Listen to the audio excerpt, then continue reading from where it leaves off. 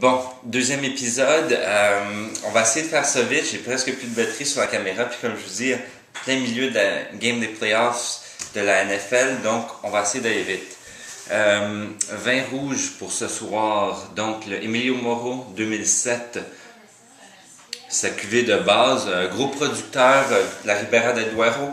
Donc, vin qui est fait à 100% de Tinto Fino, qui est un certain clone spécifique du Tempranillo, qui est le cépage de la Rioja et ensuite de la Ribera del Duero. Ça fait peut-être 2 heures qu'il est en carafe. Et généralement, je suis plus fan Rioja que Ribera del Duero. Ribera del Duero, je trouve qu'il y a des fois un peu trop de puissance en jeunesse. Excusez-moi, Rioja, un peu plus de finesse. On va voir qu'est-ce que ça donne avec ça. J'avais essayé le 2006 que le Wine Spectator avait mis dans son 90e vin, son top 100 de 2010. Et donc, ça, c'est la version 2007. 2006, j'avais bien aimé. Et là, on va voir qu'est-ce que ça donne avec ça. C'était à peu près 1 an et demi. Fait que peut-être que mon palais a complètement changé depuis. Peut-être que le vin n'est pas du tout du même calibre. Je n'en ai aucune idée. Mais quand j'ai vu la SAQ, j'ai dit ça pourrait être intéressant. Au nez, je trouve que même si il y a eu un petit bout de carafe, là, il y a pas mal de notes d'élevage au nez. La vanille est assez prédominante, mais c'est pas écœurant, c'est pas trop, mais ça vient bien camoufler le reste. C'est un peu ça qui me dérange.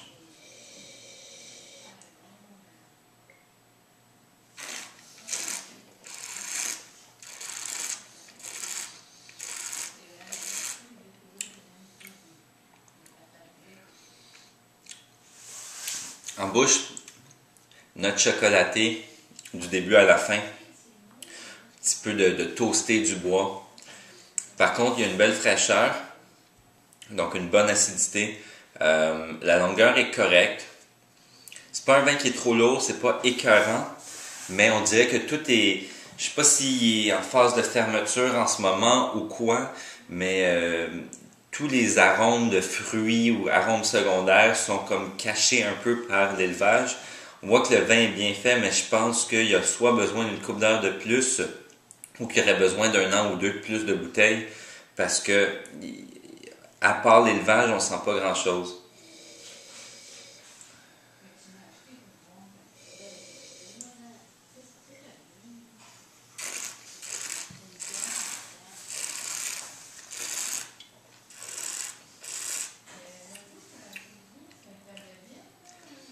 Un petit côté rustique que j'aime bien. En finale, ce que j'aime pas, c'est que, comme je disais, le fruit est camouflé. D'après moi, c'est une question de temps. Peut-être que dans 2 heures, il va s'être ouvert puis il va être délicieux. Ou dans 1 an ou 2. Le vin est bien fait, l'acidité est là. C'est pas trop boisé, mais le bois camoufle le reste en ce moment. Le vin n'est pas lourd, bien digeste, belle acidité. Une belle finale et un petit côté rustique que j'aime bien là, des vins de la Rioja et de la Ribera del Duero. Par contre, là, comme je disais, il y a un petit quelque chose qui ne fonctionne pas en ce moment et je pense que c'est juste une question de temps. Donc, je ne peux pas le recommander, mais potentiellement, si vous en avez des bouteilles, soit le carafer très longtemps, donc un 4-5 heures, ou sinon, idéalement, attendez-le un petit 2 ans encore, il risque de pouvoir s'ouvrir d'ici 2 ans. Donc, c'est tout pour aujourd'hui, et puis on se revoit la prochaine fois.